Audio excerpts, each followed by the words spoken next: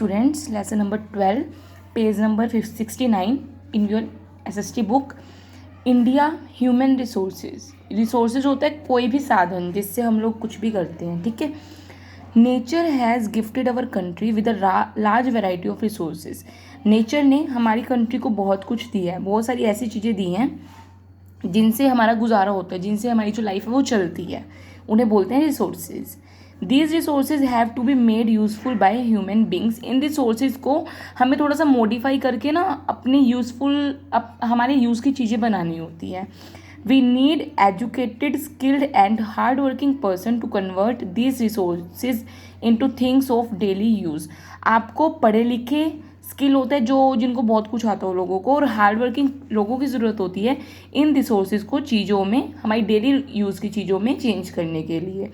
दस the skilled people are the human resource of a country. इसलिए जो skilled people होते हैं, जिन लोगों को कुछ भी काम आता है, वो लोग जो होते हैं वो हमारे देश का रिसोर्स होते हैं, ह्यूमन रिसोर्स होते हैं. Nowadays a machine can do the work of hundreds of people. आजकल जो एक मशीन जो होती है वो अबाउट 100 लोगों का काम एक ही बारी में कर देती है. Skilled workers are needed to run machines. और हमें मशीनों को चलाने के लिए स्किल्ड वर्कर की यूज़ होती है, उन वर्कर्स की यूज़ होती है जो उस मशीन को अच्छे से चला पाएँ.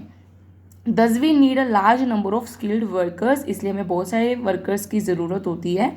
For progress every country in the world must work to develop the natural and human resources.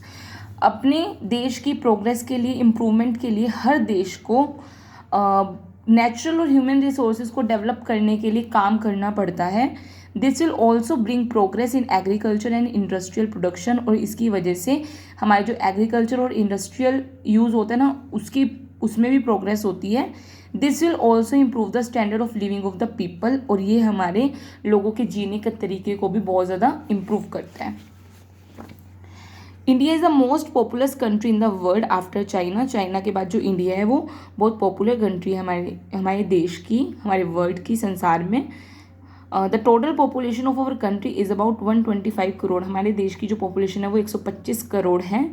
We have about 16% of the world's total population and only about 2.4% of its total land area. हमारे देश में 16%, हमारे देश की जो population है पूरे संसार की पॉपुलेशन की 16% है और 2.4% है लैंड एरिया के अकॉर्डिंग. मतलब हमारा लैंड एरिया जितना है उसके हम 2.4% ही है बस.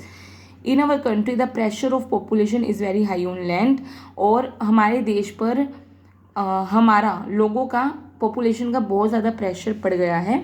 नाउ डेंसिटी ऑफ पॉपुलेशन, कितने लोग कितने अनुपात में होते हैं वो उसको बोलते हैं density.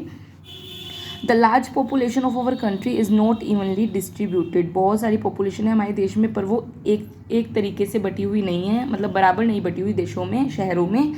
Some areas are very thickly populated and some areas are sparsely populated. कुछ एरियाज़ में तो बहुत ज़्यादा पॉपुलेशन है और कुछ एरियाज़ में बहुत कम पॉपुलेशन है. The average density of population according to 2011 census of our country was 382 person पर स्क्वायर किलोमीटर. 2011 में जब हमारी पॉपुलेशन की डेंसिटी को चेक किया गया था तो वो 382 पर्सन एक स्क्वायर किलोमीटर पर होती थी. 382 पर्सन ही होते थे, मतलब एक स्क्वायर किलोमीटर में, ठीक है. It is very high when compare to world's density of population. और ये बहुत ज़्यादा है अगर हम पूरे वर्ल्ड की डेंसिटी को देखते हैं तो, विच इज़ ओनली 45 पर्सन पर स्क्वायर किलोमीटर. क्योंकि वर्ल्ड की जो पॉपुलेशन है वो 45 पर्सन पर स्क्वायर मीटर है और हमारे इंडिया की 382 पर्सन पर स्क्वायर किलोमीटर है. The thickly populated states are, जहाँ पर ज़्यादा पॉपुलेशन है वो स्टेट्स हैं West Bengal, Uttar Pradesh, Bihar, Maharashtra, Punjab, Kerala etcetera. About half of the total population of India lives in this state. हमारे इंडिया की आधी पॉपुलेशन, मतलब हाफ पॉपुलेशन जो है वो इन एरियाज़ में रहती है. और जो स्पार्सली पॉपुलेटेड एरिया हैं वो हैं डेजर्ट एरियाज़, राजस्थान या फिर hilly areas in northern and north eastern states और part of the Deccan plateau. यहाँ पर है बहुत कम पॉपुलेशन.